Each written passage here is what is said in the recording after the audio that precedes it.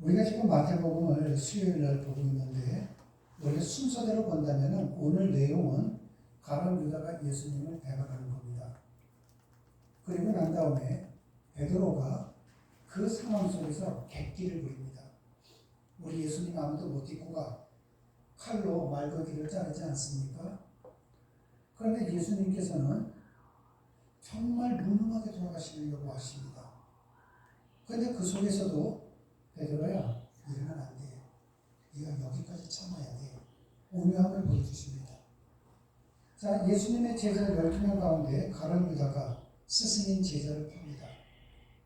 그 예수님의 12제자 가운데 베드로가 객기를 부립니다. 그런데 예수님께서는 무능하게 보입니다.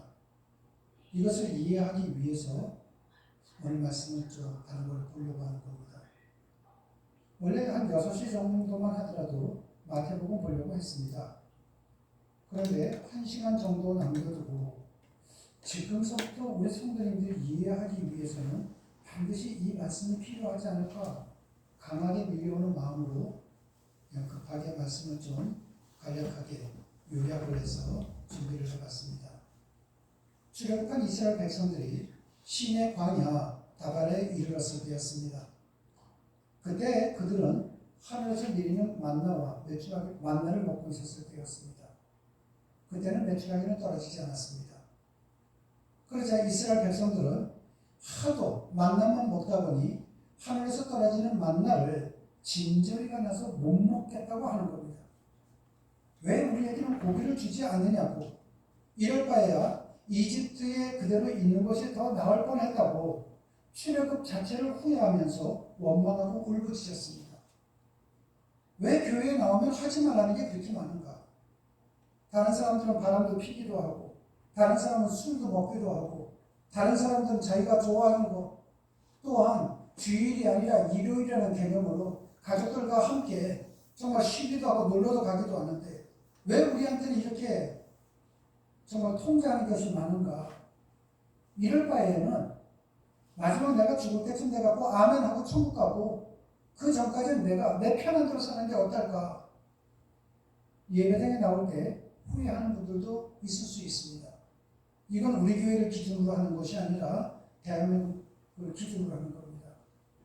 그때 모세가 하나님께 기도를 합니다. 기도를 하는데 고기를 달라는 이스라엘 백성들의 윽박이 얼마나 험악했던지 그들의 지도자인 모세는 하나님, 이럴 바에는 차라리 나를 죽여주십시오. 하나님 앞에 호소를 했습니다. 여러분, 얼마나 이스라엘 백성들이 그랬으면 모세가 하나님 나를 죽여달라고 그렇게 기도를 했겠습니까? 사실 모세에게는 그들에게 고기를 줄 방도가 없었습니다. 당시 이스라엘 백성들의 숫자는 남자 가정만 60만 명입니다. 총 가구 수가 60만 가구입니다. 한 가구에 5명만 있어도 300만 명이 됩니다. 300만 명 되는 사람들에게 어떻게 고기를 줄 수 있겠습니까?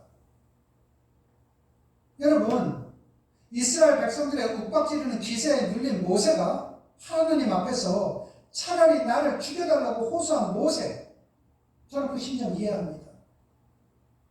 하나님, 우리 성도님들 아프지 않게 좀 해주세요. 우리 성도님들 좀 물질적으로 어려운 점 안 겪게 해주세요. 서울에 있는데 눈이 안 보여서 하나님 말씀을 듣기 위해서 예배당에 오고 싶은데 버스 번호가 안 보입니다. 좀 그거 보여주게 하시면 안 됩니까? 우리 성도님이 수술을 했는데 또 수술하고 또 수술합니다. 우리 성도님이 옛날에도 가난했는데 지금도 부족합니다. 그때마다 주의 종으로서 정말 이 모세의 심정과 저는 똑같다고 생각합니다. 그런데 제가 고쳐줄 수 있는 능력이 없어요. 비어있는 창고를 채워줄 수 있는 능력도 없습니다. 모세가 고기를 그 이스라엘 백성들에게 줄 수 없는 것처럼 저도 아무것도 없습니다. 그런데 그때 하나님께서 답변을 하셨습니다. 내가 줄게. 그런데 모세는 하나님의 말씀을 듣고도 선뜻 이해를 하지 못했습니다.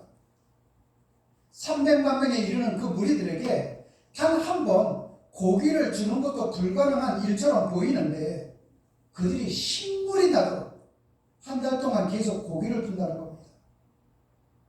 얼마나 많은 양과 소가 필요했겠습니까? 한 번 고기 주는 것도 불가능한 것처럼 보이는데 하나님께서는 그들이 신물이 날 만큼 주겠다고 하셨습니다. 그래서 모세가 하나님, 그것이 현실적으로 가능합니까? 하나님께 물었습니다. 하나님, 한두 사람이 아닙니다. 300만 명이 넘는 사람들에게 한 달 내내 고기가 신물이 나도록 준다는 거, 정말로 이게 가능한 일입니까? 하나님, 하나님께서 암을 고쳐준다는 것이 이게 가능한 일입니까? 하나님께서 눈을 고쳐준다는 것이 가능한 일입니까? 하나님, 나는 정말 옛날서부터 가난하게 살았습니다. 내 삶 속에 풍요로움이 온다는 것이 가능한 겁니까? 내 자식들이 내 말도 듣지를 않는데 내 자식들의 미래가 보장된다는 것이 이게 가능한 일입니까? 모세는 질문을 했던 것입니다. 그때 하나님께서 말씀하셨습니다. 뭐라고 말씀하셨는가? 우리 다 같이 합독하시겠습니다. 여호와께서 모세에게 이르시되 여호와의 손이 짧으나 내가 이제 내 말이 내게 임하는 영을 보리라. 아멘. 이번에는 하나님께서 모세에게 반문하신 겁니다. 모세야, 여호와의 손이 짧다고 생각하니? 천지를 창조한 여호와의 손이 모세야, 너의 손처럼 한계를 지니고 있다고 생각하느냐? 모세야, 너의 손이 불가능하다고 해서 창조주여 전능하신 여호와의 손도 불가능하다고 생각하느냐? 여러분, 이 모세의 이름을 여러분의 이름이라고 생각을 해보십시오. 모세야, 온 우주를 주관하는 여호와의 손이 능치 못할 일이 있겠느냐? 이런 의미였던 것입니다. 그리고 하나님께서 모세에게 이렇게 말씀하셨습니다. 내가 이제 내 말이 너에게 응하는 여부를 보리라. 이 말이 주석을 가하면 이런 뜻이 됩니다. 내가 이 백성에게 한 달 동안 고기를 먹게 하리라는 나의 말이 현실 속에서 이루어지는지 안 이루어지는지 이제 네 눈으로 목격하게 될 것이다. 이 뜻입니다. 여러분, 이것은 우리에게 주시는 말씀입니다. 지금 있는 우리에게 주시는 말씀이죠. 얘들아, 나 여호와의 손이 인간이 너희의 손처럼 짧다고 생각하느냐? 천지를 창조한 나의 여호와의 손이 너희들의 손처럼 한계를 지니고 있다고 생각하느냐? 여러분, 우리가 믿는 여호와의 손은 결코 짧지 않습니다.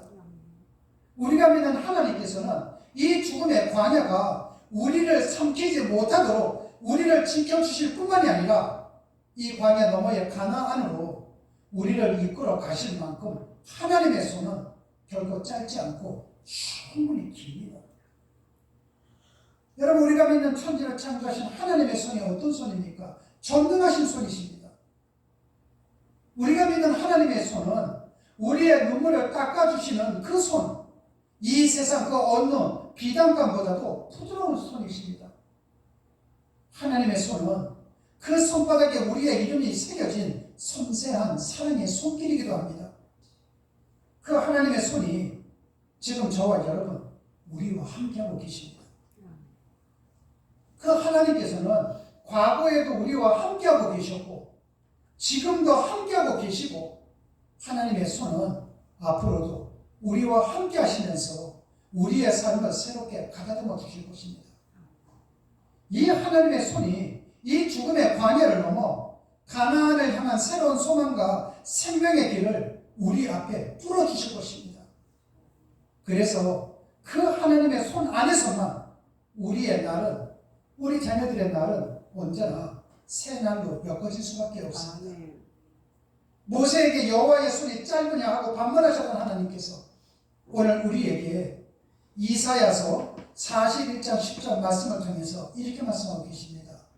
여러분 한번 깊이 들어가 주십시오. 하나님께서 지금 여러분에게 하시는 말씀입니다. 두려워하지 말라. 내가 너와 함께 함이라. 놀라지 말라. 나는 내 하나님이 됨이라. 내가 너를 굳세게 하리라. 참으로 너를 도와주리라. 참으로 나의 의로운 오른손으로 너를 붙들리라.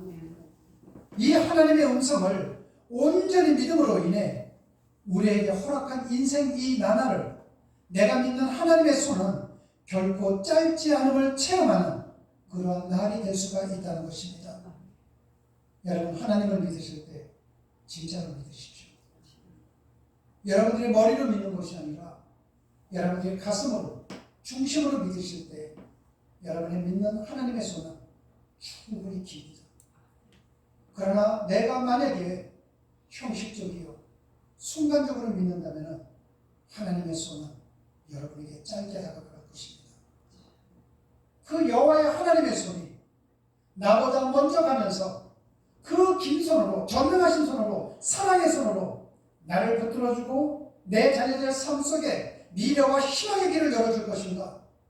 아니면은 나의 나태함, 나의 무관심, 나의 믿음 없이, 나의 형식적인 그러한 믿음이 된다면 여호와의 손은 결국 여러분의 삶 속에서 역사하지는 않을 것입니다. 이제 질문을 하면서 말씀을 맺도록 하겠습니다. 여호와의 손이 여러분에게 어떻게 다가가기를 원하십니까? 긴 손으로 다가가기를 원하십니까? 그렇다면 믿으십시오. 믿도록 노력하십시오. 노력하는 것을 보여주십시오. 입으로만 믿습니다가 아니라 정말 기도하는 사람, 말씀을 보는 사람, 예배의 사람, 삶으로 실천하는 그러한 삶을 살아가는 여러분 모두가 되시기를 주님의 이름으로 축원합니다. 기도하시겠습니다. 하나님 아버지 감사합니다.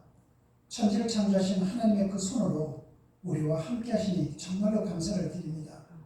하나님 아버지, 세상의 풍파와 유혹, 그리고 우리의 마음속으로부터의 불평과 원망이 우리를 집어삼키려고 할 때 세상과 우리 자신을 향해 여호와의 손이 짧으며 소리쳐 외쳐주시옵소서.